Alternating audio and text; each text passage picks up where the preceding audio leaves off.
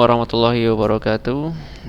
Baik, di sini saya akan menjelaskan bagaimana cara menentukan pemilihan ketua kelas menggunakan metode SAW. Nah, di sini saya akan menggunakan metode SAW untuk menentukan gimana cara menentukan ketua kelas dari beberapa kriteria dan beberapa alternatif. Nah, yang pertama kita perlu untuk menentukan, ya kita tentukan dulu tahap persiapan data. Dalam tahap persiapan data, ya kita tentukan ada 5. Pertama kita menentukan kriteria, lalu menentukan bobot kriteria, menentukan atribut dan seterusnya. Terus untuk menentukan kriteria yang perlu kita lakukan, di sini ada 2, yaitu kode C, CI, ini kodenya, terus ini kriterianya. C ini ada berderet sampai bawah untuk kriteria, kode untuk kriteria ya. Kodenya ada 5, kode 1, C1, C2 sampai 5.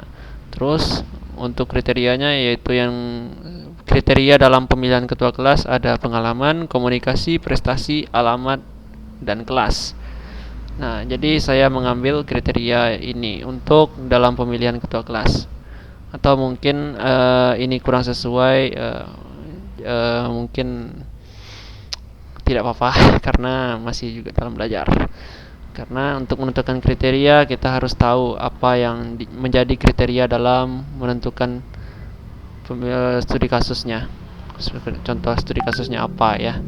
Oke, untuk yang kedua yaitu menentukan bobot kriteria. Nah, dalam kriteria ini kita tentukan jumlah bobotnya dari kriteria yang di atas ini. Nah, untuk C1 kita kodekan untuk bobot yaitu W1 dan seterusnya sampai W5 untuk kode bobotnya yaitu W. Oke, nilai bobotnya yaitu yang paling tinggi itu adalah pengalaman ya. W1 pengalaman. Dan bobot ini itu terserah kita karena ini yang menjadikan prioritas yang paling tinggi itu yang mana. Jadi itulah bobot yang paling tinggi. Jadi kita tentukan di situ. Angkanya misalkan dari 1 sampai 100, 1 sampai 10 itu terserah kita. Yang penting 1 sampai berapanya yang mana yang paling tinggi itu yang menjadi prioritas. Oke, yang selanjutnya menentukan atribut kriteria. Nah, untuk kriteria pertama yaitu ini benefit artinya keuntungan ya, atau yang menjadi positif dalam pemilihannya, kriteria yang positif. Jadi ini akan menjadi nilai lebihnya. Oke, contohnya pengalaman itu nilai lebih, makin sebanyak pengalaman maka semakin tinggi tingkat kesuksesannya atau tingkat terpilihnya. Komunikasi juga benefit, prestasi juga benefit, alamat yaitu cost. Nah, cost ini adalah minusnya. Semakin tinggi atau kalau misalkan alamat ini semakin jauh alamat rumahnya misalnya, maka itu semakin kecil kemungkinan dia akan terpilih. Nah, ini sebagai contoh alamat saja ya. Mungkin ada yang lebih cocok selain alamat mungkin. Tidak masalah. Oke, untuk kelas itu semakin tinggi kelasnya, kemungkinan dia tidak akan terpilih karena biasanya untuk ketua kelas untuk ketua kelas salah ya, ini untuk ketua OSIS sebenarnya ya. Tapi tidak masalah, nanti untuk contoh saja. Mungkin ini usia, bisa juga usia. Untuk usia atau kelas saja deh yang udah ada. Untuk kelas makin tinggi kelasnya makin kecil kemungkinan dia akan diterima, seperti itu. Untuk nilai costnya. Lalu untuk selanjutnya kita menentukan CRIPS. Nah, di sini nilai bobotnya kita buat untuk yang C1 sampai semua kriteria.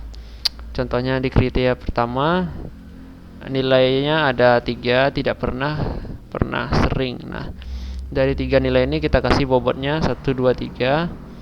Selanjutnya komunikasi seperti itu juga dengan cara yang berbeda. Selanjutnya kita lanjut ke prestasi. Nah, misalkan prestasi ini kurang dari 1, prestasinya bobotnya 1. Misalkan lebih 1 dan kurang dari 2, itu 2 bobotnya.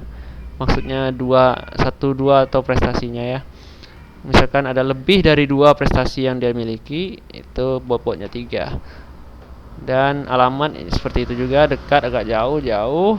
Kelas, misal kelas 1, misalkan dia kelas 1, kemungkinan bobotnya 2. Kelas 2 mungkin kemungkinan besarnya, yang paling besar itu yang bisa terpilih itu kelas 2 karena bobotnya paling kecil. Nah, misalkan ini karena ini cost ya. Kalau misalkan ini kita balik, ini 3, lebih baik ini dijadikan benefit karena dia terbalik ya, seperti mirror gitu ya. Mending kita ikutin seperti ini saja, yang ini kita tidak perlu ubah. Oke, setelah menentukan Krips, selanjutnya menyusun data alternatif. Nah, di sini kita menentukan siapa saja yang menjadi alternatif dalam pemilihannya. Di sini ada 7 alternatif yang saya gunakan. Di sini ada beberapa nama yang akan dipilih. Contohnya ini ada Sukijan, Sukirman, Upi, Jono, Budi, Siti, Meli. Ya, nama-nama yang unik ya. Selanjutnya di sini ada 5 kriteria. Nah, di sini kita lihat, kita isikan dalam kriteria ini di depan pengalaman. Dan di sini ada beberapa nilainya. Nah, kita isi di sini. Isinya maksudnya ini sesuai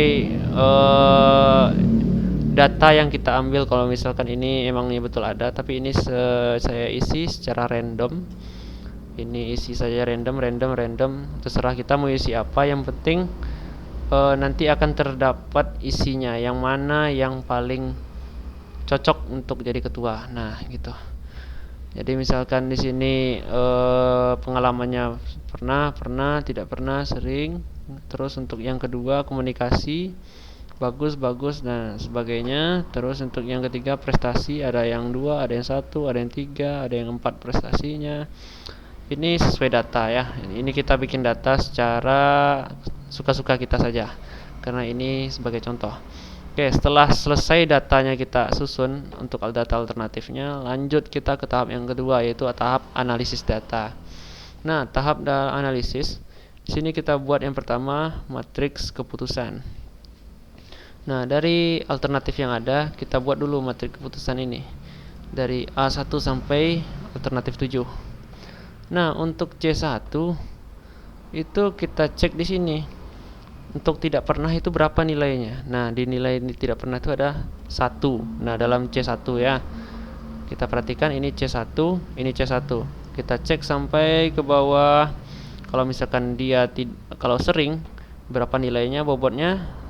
Kalau sering berarti 3. Nah, seperti itu seterusnya. Untuk C2 juga kita lihat di bagian Krips, bobotnya berapa aja. Nah, di situ setelah selesai untuk pembuatan matriks keputusan.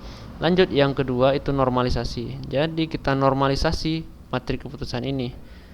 Ya, yang pertama benefit. Kalau misalkan A1 ini benefit, kita lihat di bagian sini.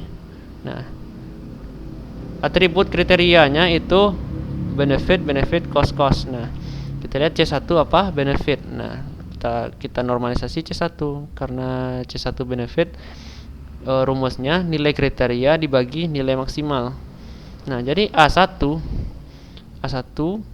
yaitu 1 dibagi nilai yang maksimal ini berapa? Yang paling tinggi nilainya itu 3. Berarti 1 dibagi 3. Selanjutnya ini 3 dibagi 3. Nah, selanjutnya ini 2 dibagi 3. Nah, ini hasilnya. Terus sampai ke alternatif 7. Sampai 3 ini berarti hasilnya sini. Oke, selanjutnya juga seperti itu. Ya, ini juga benefit. Ini di C2 ya, berarti di sini letaknya. Untuk C2 yang pertama 2 dibagi nilai tertinggi berapa? 3. Berarti 2 bagi 3 hasilnya ini. Seterusnya sampai ke alternatif 7. Ini juga caranya yang sama. Untuk yang C3 berarti datanya yang ini. Selanjutnya kita lanjut ke C4 untuk cost minimal. Nah, ini cost ini karena berbeda nilainya negatif seperti ini ya dalam atributnya. Karena dia cost, yang rumus yang kita pakai yaitu nilai minimal dibagi nilai kriteria. Nah, nilai minimal dalam C4 itu berapa? Kita lihat di sini ada 1, 2, 3. Berarti nilai paling kecil itu kan minimal ya. Nilai paling kecil itu 1. Oke, nilai kecil 1 dibagi nilai kriteria. Nilai kriterianya yang mana? Ya, misalkan alternatif pertama nilai kriterianya 1. Berarti 1 bagi 1. Berarti isinya 1. Nah, kalau misalkan A2 berapa nilai paling kecil? Tunggu loh. Nilai yang paling kecil untuk A2 itu kan 1 ya. Ini tetap 1, semuanya 1 dibagi nilai yang alternatifnya. Berarti ini 1 dibagi untuk yang kedua, yang A2, 1 dibagi 3. 1 dibagi 3 isinya adalah 0,33 seterusnya. Nah, seperti itu terusnya. 1 dibagi berapa? Ini 1 dibagi 3 juga. Ini 1 dibagi 1. Ini 1 dibagi 2. Ini 1 dan seterusnya. Sesuai dengan data yang ada. Oke. Kita lanjut ke C yang 5. Bagaimana cara normalisasinya? Itu caranya sama. Nilai minimal dibagi nilai kriteria. Itu caranya sama seperti yang di atas. Kita bagi nilai yang paling kecil dibagi dengan data yang ini. Oke. Setelah selesai untuk normalisasi, kita lanjut ke bagian matriks ternormalisasi. Nah, ini yang tahap yang ketiga dalam analisis datanya. Untuk alternatif pertama, kita lihat di sini. Kita salin semua data yang dari normalisasi. Nah, berarti kita jadikan satu tabel semuanya. Data yang sudah dinormalisasi tadi kita salin. Nah, dari sini kita salin ke sini. Jadi dia menjadi satu tabel yang utuh ya. Karena udah dalam satu tabel yang utuh, lanjut kita ke perankingan. Nah, dalam perankingan ini juga caranya sama aja. Kita salin ini semua, terus kita pindahkan ke sini, lalu kita tambahkan dua tabel lagi, yaitu tabel total dan tabel ranking ya. Nah, kita tambahkan sini sedikit untuk deskripsinya ya, mengalihkan nilai alternatif kriteria normalisasi dengan nilai bobot kemudian di ranking berdasarkan nilai tertinggi. Nah, ini total.